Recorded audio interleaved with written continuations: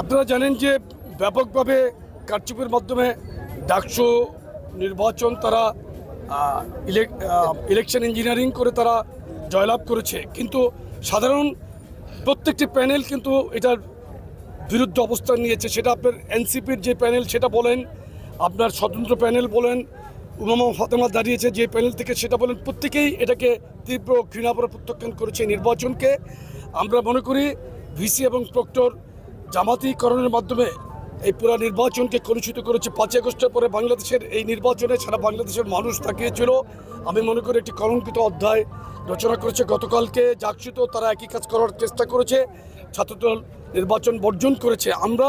আপনি দেখেছেন দুটো নির্বাচনের মধ্যেই আমরা কিন্তু কোনো রকম বিশৃঙ্খলার মধ্যে যাই নাই ছাত্রদল। আমরা জনগণকে নিয়ে এগিয়ে যেতে চাই। জাতীয় নির্বাচনে আমরা মনে করি জনগণের স্বতঃস্ফূর্ত অংশগ্রহণ এবং আমাদের নেতাকর্মীরা আমরা সঠিকভাবে রাজপথ থেকে ভোট কেন্দ্র পাহারা দিয়ে ঠিকমতো নির্বাচনকে আমরা মনিটরিং করতে পারলে ইনশাল্লাহ আমরা মনে করি না বাংলাদেশের জনগণের বিপক্ষে কোনো ইলেকশন ইঞ্জিনিয়ারিং করে তারা পার পাবে। তবে তারা চেষ্টা করবে।